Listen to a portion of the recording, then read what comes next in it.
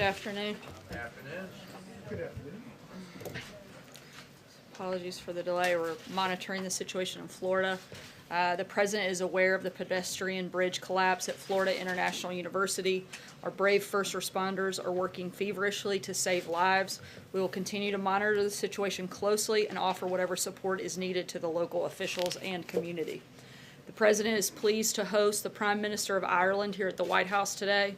As the President noted in the pool spray earlier, the two leaders have already had some great discussions around the issues of trade and security. The various events taking place today, both at the White House and the Capitol, are intended to celebrate America's commitment to peace and security in Ireland. And we are pleased to report that the relationship between our two countries is stronger than ever. Looking ahead to next month, I'd like to announce that the University of Alabama Crimson Tide football team will be our guest here at the White House on April 10th. That was a little painful to read, but at least they are an SEC team, so I'm going to let that slide. As you all know, the President attended the national championship game in January, and he's looking forward to hosting Coach Saban and the team as they celebrate their record 17th national championship. You can tell we've got some Alabama staffers, Alabama fans as staffers in the comm shop. It's been a while since we read a letter here in the briefing, and today I have a great one from 10-year-old Paris Stupar. She's a self-proclaimed Army brat who's doing some wonderful service work in her community. My name is Paris, and my sister's name is London, she writes. My sister and I have been stationed all over the world. It has really been a great adventure. We're currently stationed at Fort Campbell, Kentucky. We are so patriotic in everything we do. We're on Instagram at Army Royals if you'd like to check us out. Over this summer, I used my allowance and raised enough money to get 43 backpacks full of school supplies for military children in need. We were wondering if you could help us out. We so badly want to attend the White House Easter egg roll on Monday, April 2nd. She goes on to write that the President is doing a great job and says that if he would invite them to the Easter egg roll, she would, quote, do my happy dance all over the house. Well, Paris, you can get your dancing shoes out. The President and First Lady would love for you, your sister, and your parents to be their guests at this year's Easter egg roll. This event is a timeless tradition that dates back to 1878 under the administration of President Rutherford B. Hayes. This year marks the 140th annual Easter egg roll, and with you guys in attendance, we know it will be an extra special one.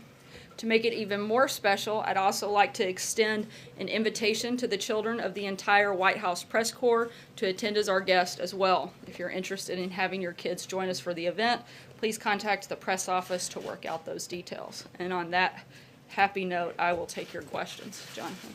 Sarah, the President said last July that it would be a red line if the President, the President said last July it would be a red line if the special counsel were to investigate the Trump family's personal financial dealings.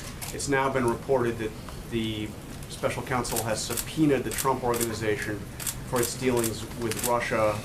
Is this a red line? Is the President upset about this? As we've maintained all along, and as the President has said numerous times, there was no collusion between the campaign and Russia.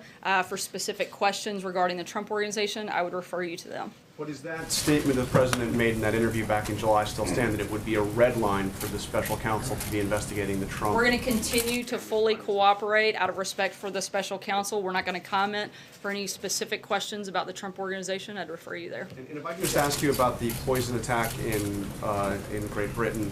The President's now said he believes that it looks like Putin authorized it, that it looks like the Russians did this. What will be the response? Will Russia pay a price? Will the United States make Russia pay a price for doing this? Look, the United States, as we have said all along, stands in solidarity with its closest ally, the United Kingdom. We share the United Kingdom's assessment that Russia is responsible for the reckless nerve agent attack on British citizen and his daughter, and the United States is working together with our allies and partners to ensure that this kind of abhorrent attack does not happen again. For anything further, we'll keep you posted. Phil? Yeah, Sarah, in the past week, the Secretary of State's been fired, the top economic advisor's been replaced, the President's personal assistant lost his clearance and was escorted out of the building. The President's hinted that more changes are going to come, and is there any concern in the White House that this creates an air of chaos or instability that leaves the U.S. vulnerable especially as President Trump's preparing to sit down with Kim Jong-un of North Korea? Certainly don't think there are any vulnerabilities here. The president wants to make sure that he has the right people in the right places for the right time. As we move forward into this year, we've had an incredibly successful year. The results of the last year don't lie. And as we look at new successes that we're focused on, the president wants to make sure he has the right people in those places. For instance, like Director Pompeo and Deputy Director Gina Haspel that he's nominated to lead the CIA. When do you think the changes will end? When will he have everybody in place? Look, as you move through an administration, you have different priorities that you're focused on and different people that are going to lead those efforts and lead those priorities. So you may have changes from time to time. The president is committed, though, to making sure he has the right people in the right place at the right time. John? What's the White House response, Sarah, to criticisms from Capitol Hill on Gina Haspel's involvement with the CIA black site operations in the early 2000s? Look, the president is incredibly proud of his nominee. She's highly qualified, highly recommended, highly respected from both sides of the aisle, particularly within the intelligence community. I would point you to some people that are not usually those that often sing praises of the president, like Leon Panetta, James Clapper, and others, where they have publicly shown broad support for his nominee. And what's the president's response to Democrats on Capitol Hill who voted for Mike Pompeo for CIA director in his confirmation and are now saying, we're rethinking? I think it sounds like Democrats are trying to play political games with our national security and certainly with our diplomatic efforts, which would be a sad, sad day and a disgrace to this country, and a question that every reporter should ask Democrats what made them change their minds. Mara? I have two questions, one on DACA and one on trade. On DACA, is the president open to something attached to the omnibus spending bill that would extend DACA for a period of time in exchange for wall funding? We're continuing to negotiate what that would look like, and I don't have any specifics at this time, but we do still want to make a good deal, but what's currently being thrown out in the press is not something that we would support. Just wait, and my question about trade, the USTR says that we have a trade surplus with Canada. The president says we don't. How do you reconcile those two things? Well, for one, they're not taking into account some of the additional things like energy and timber that wouldn't be included in those numbers. And once you include those, it shows that there actually is a deficit. John? Are there any other economic indicators that the White House disagrees with that come out from the federal government besides this particular economic indicator? Obviously, the USTR is putting out one number, $12.5 billion surplus. You say that's not accurate. What's your number? I would say it's not complete. There are plenty of things once you take into the full account of all of the trade between the two countries that show that there actually is a deficit between those two. John? I think Sarah has to do, I'm sorry, Sarah. The other thing has to do with a story which appeared first in the Washington Post about an audio portion from a fundraiser the president had in Missouri, in which he said he was not exactly truthful in his conversation with his counterpart from Canada, Prime Minister Trudeau. That's actually not what he said. Can you say what he said? And also I'll let you answer this. Are there other times that the president has had conversations with his counterparts from around the world in which he is not accurate in terms of the conversation that he's having with them?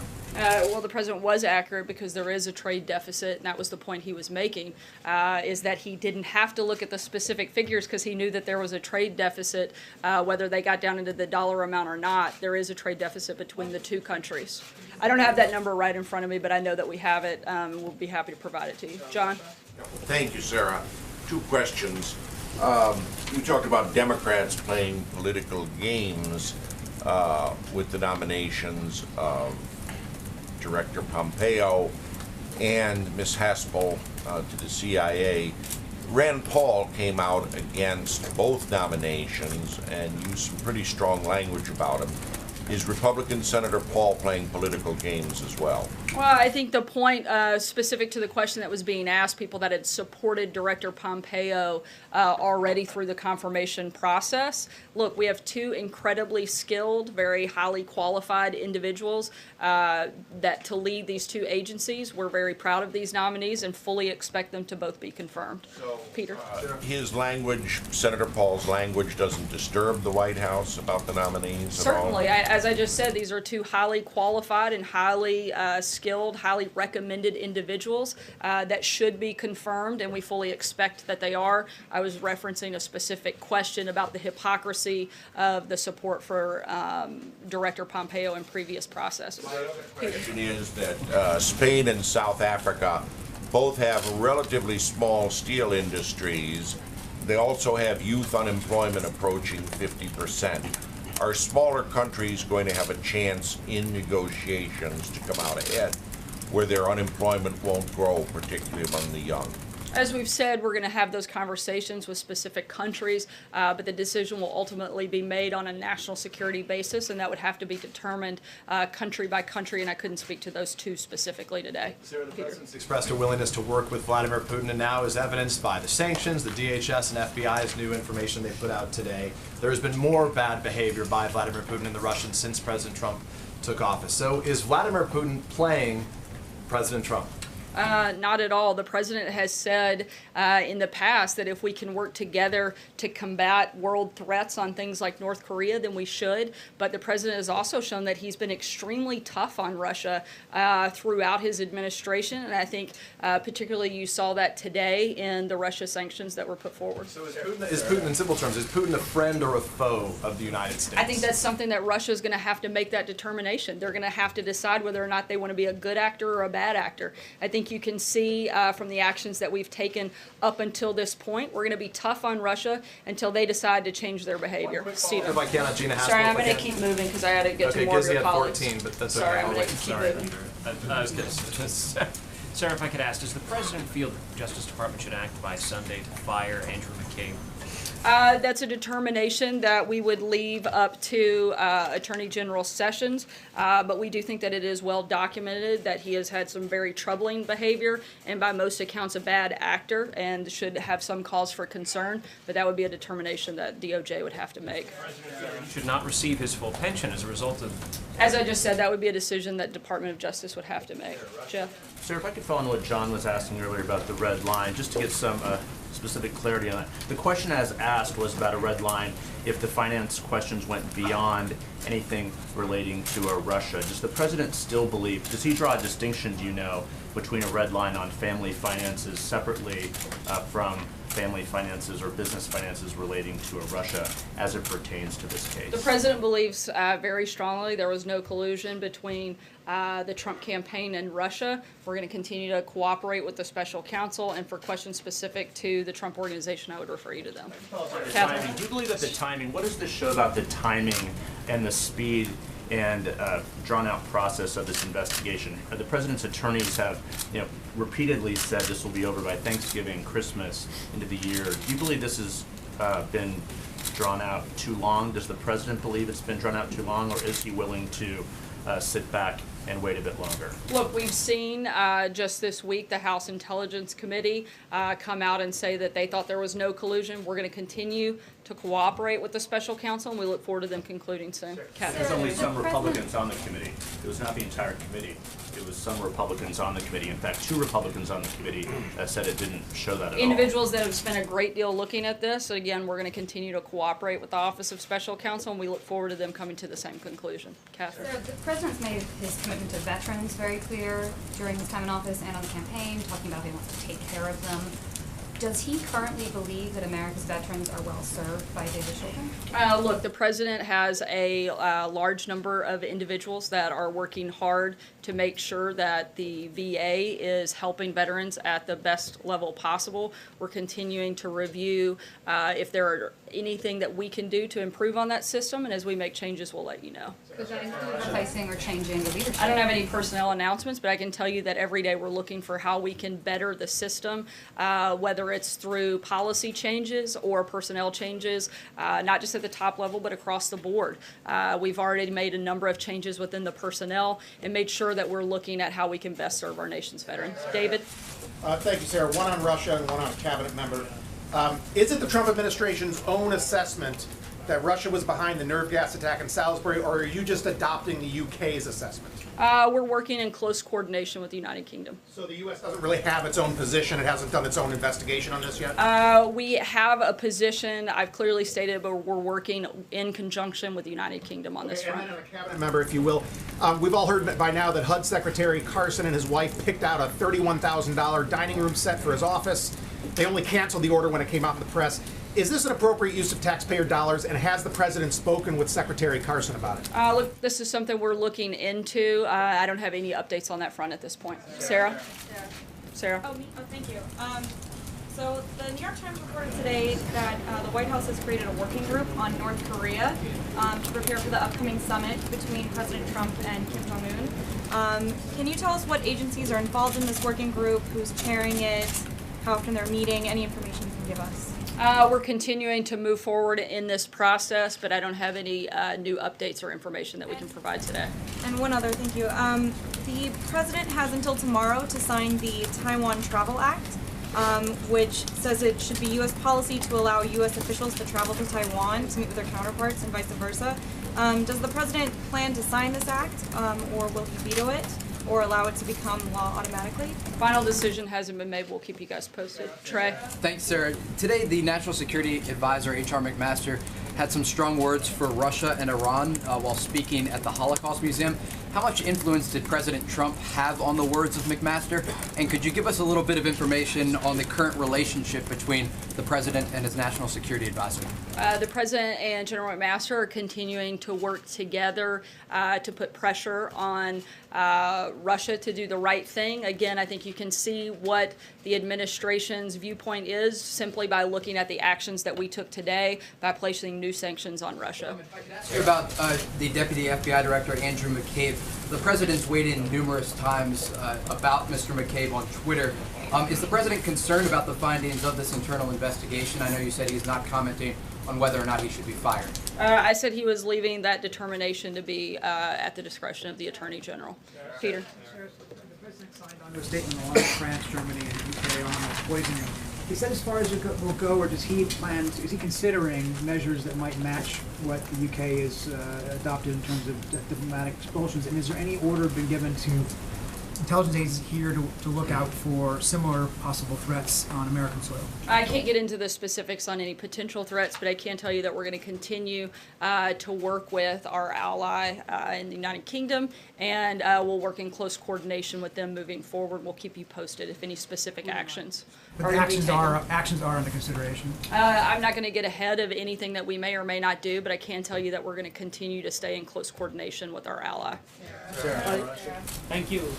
Secretary Clinton was in India recently, where she said that President Trump won the elections because of people looking backward, people who don't want women to succeed, Indian Americans to succeed, and African Americans to progress. What do you have to say on that? I think that's a perfect example of why Hillary Clinton is not in the White House. She is completely disconnected from the American public, and certainly I think shows her disdain for the millions and millions of Americans who came out and voted and supported President Trump and still support him today. George. If I could ask two questions on what the president has said on trade. Twice he's cited the McKinley tariff. Does he view that as a precedent? And I ask that because that tariff pushed consumer prices so high, Republicans lost both houses of Congress and the presidency afterwards. The president's focus is on making sure that we're protecting American industry and American workers. He specifically thinks that it's important that we protect the steel and aluminum industry due to the fact of making sure that we have the ability to still manufacture those goods for the purpose of national security. Can you cite any tariff in the last 150 years that has worked and done what you want to do now? I think we've made progress since the president's announcement just over a week or so ago. I think it's certainly improved the conversations and some of the negotiations that we've had. Last question, Steve? Yes, Sarah. At this fundraiser yesterday in Missouri, the president talking about environmentally unfriendly standards that the Japanese allegedly apply on U.S. Imported automobiles, talked about a bowling ball test where a bowling ball is dropped from 20 feet in the air onto the hood of a car, and if it dents, the car doesn't qualify. He said, this is horrible. I worked in Japan for about 20 years. I covered the automotive industry. I don't recall anything like this. No one we've spoken with in the industry recalls it. Did you speak with the president about this, and where did he get this from? Look, the president's been talking about unfair trade practices for decades. It's not new for him. Part of the reason he was elected was to end unfair trade practices and push for free, fair, and reciprocal trade so American goods can compete in more foreign markets. Obviously, he's joking about this particular test, but it illustrates the creative ways some countries are able to keep American goods out of their markets. Thanks so much, guys. See you tomorrow.